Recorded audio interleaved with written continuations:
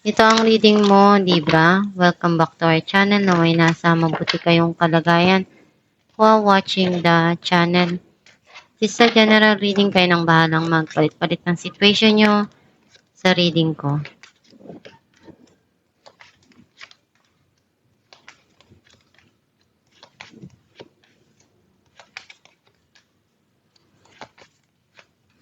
At the bottom of the deck, Eight of Swords.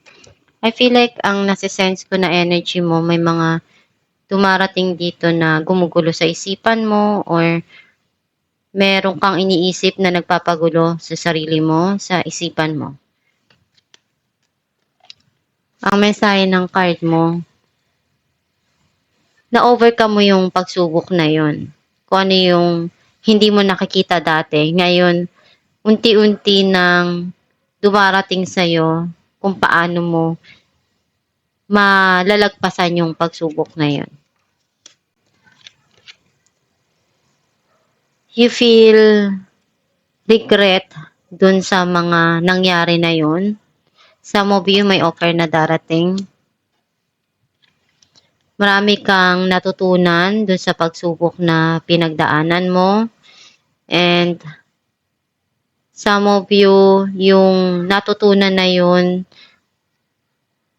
malaki yung naging inspiration mo doon para sa mga pangarap mo, kung paano mo makukuha or ma-achieve yung goal mo.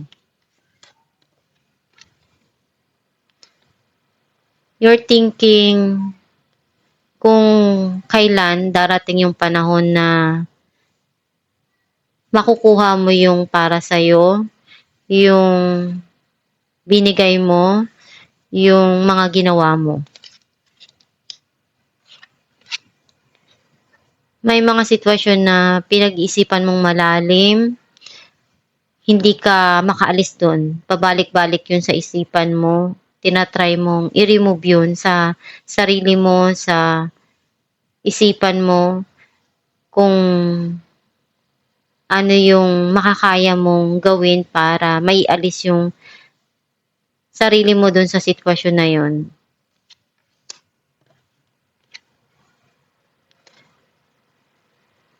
May mga nangyari sa buhay mo sa past na binabalikan mo. Some of you, naiiyak ka kapag naaalala mo yung memories na yun.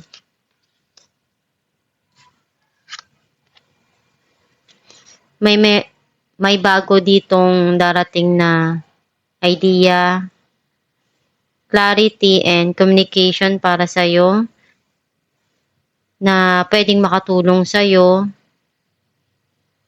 sa mga nangyayari sa buhay mo. May tinitingnan ka dito na nangyari sa buhay mo na hindi mo nagustuhan dati. Mga pinagdaanan mo na pagsubok. Ngayon niisip mo na gusto mo yun na maiayos at mabago. Clarify natin ang Two of Swords.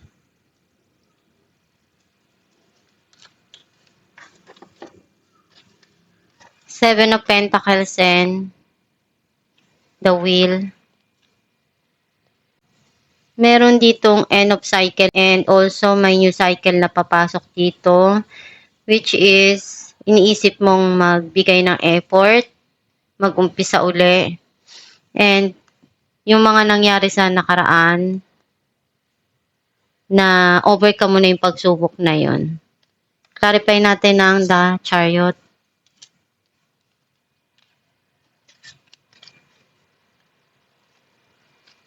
May darating dito na mag-heal na yung situation between you and this person. Some of you, magiging okay ka na. Doon marirealize yung pagmamahal at marami kang natutunan sa mga pagsubok na pinagdaanan mo.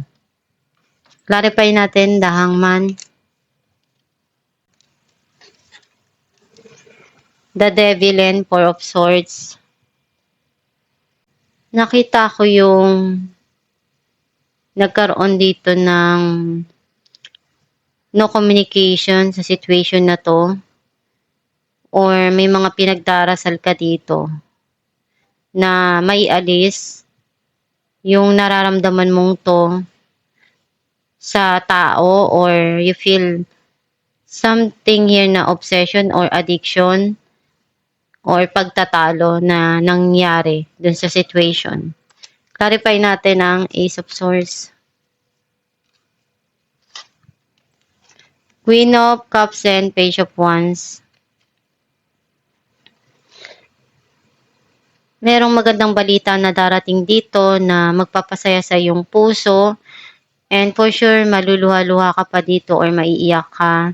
Magkakaroon dito ng communication. And also some of you pwedeng clarity dun sa situation. Clarify natin ang Four of Cups. Death and Knight of Cups. May parating na transformation sa situation na dumarating sa'yo. Some of you mayroong tao na gustong mag-offer sa'yo ng pagmamahal niya. And gusto niya uling magsimula, mag-start sa beginning, yung relationship, at kalimutan yung mga nangyari sa nakaraan.